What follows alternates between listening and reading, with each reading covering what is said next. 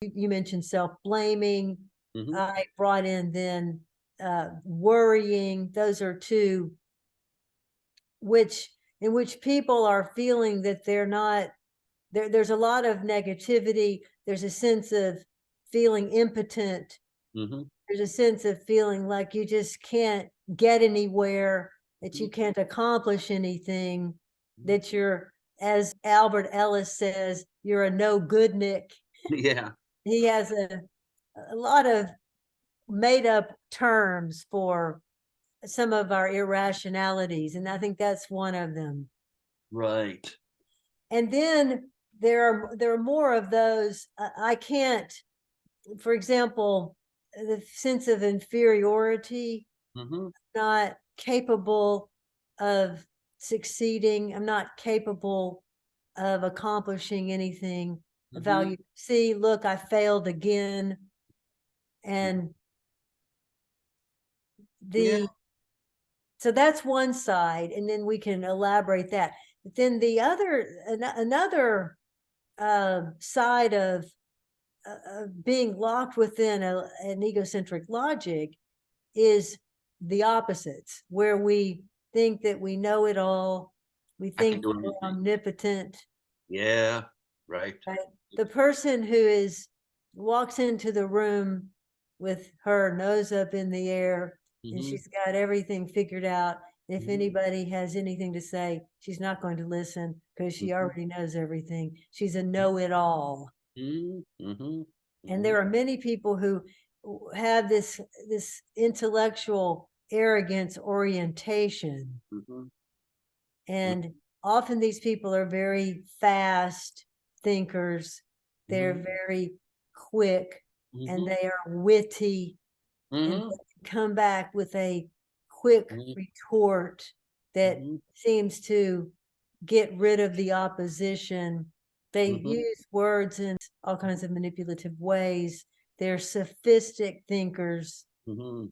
Um, they're often told how smart they are, how brilliant they are, how great they are. So this can be this problem in thinking can be, as it were, exacerbated Mhm. by the people around them who are Mhm. encouraging and egging them on. And Mhm. so these are the sort of polar opposites. I'm not good enough. I'm better than everyone else. Mhm. Mhm.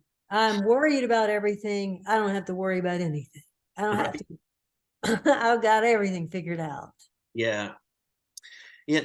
And I wanted to dwell on the first side you just brought up, and that's that you use word like feeling inferior or to blame, but there's this smallness of the thinking that's centered around myself. And Mhm. as you know, I just went through 4 weeks of having a pinched nerve in my neck where everything about me was in pain, and so I could find no position that wasn't painful. And I'd seem to find one for a few seconds, and then the spasms would start again, and I'd kind of sometimes even fall to my knee.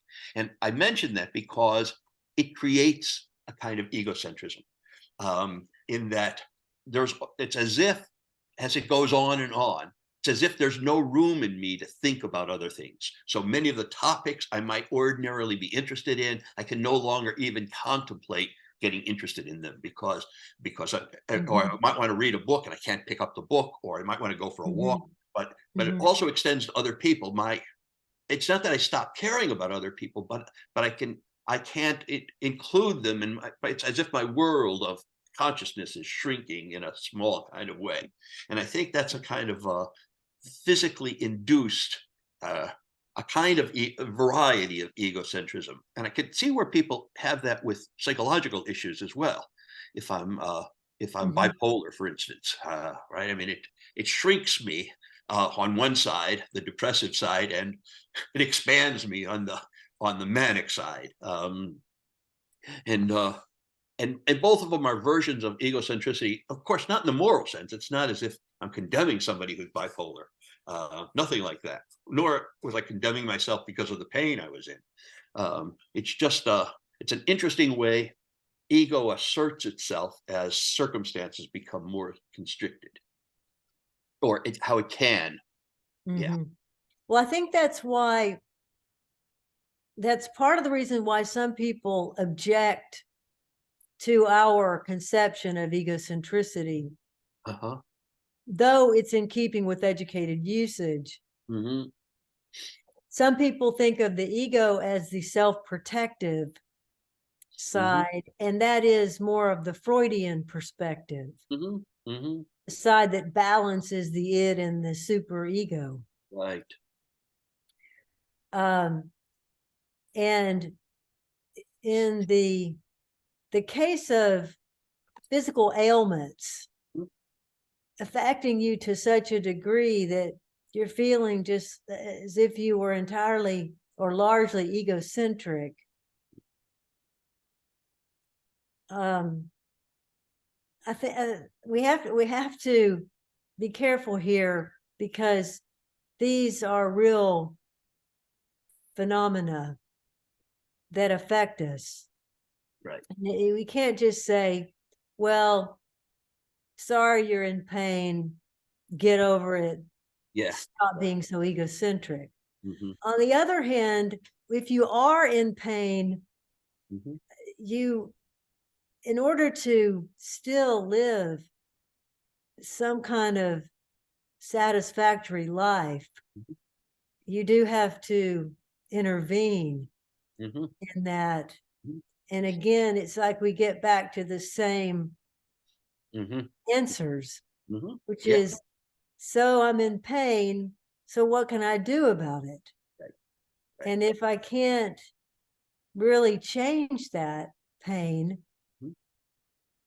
because it's just the way it is right now, Right. then what can I do to still have some kind of feeling of satisfaction or Hmm. relaxation or whatever it is that I'm trying to achieve as Hmm. an emotional state?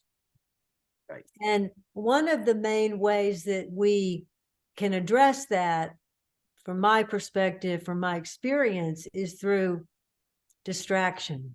Yeah. Right. And instead of focusing on the pain and coming up with some direct Hmm. intervention to the pain when there is really none, Hmm.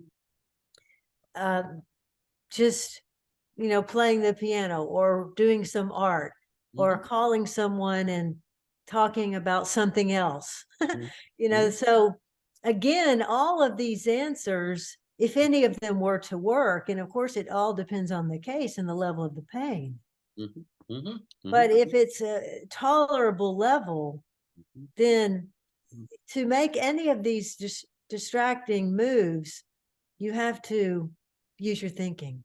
Right.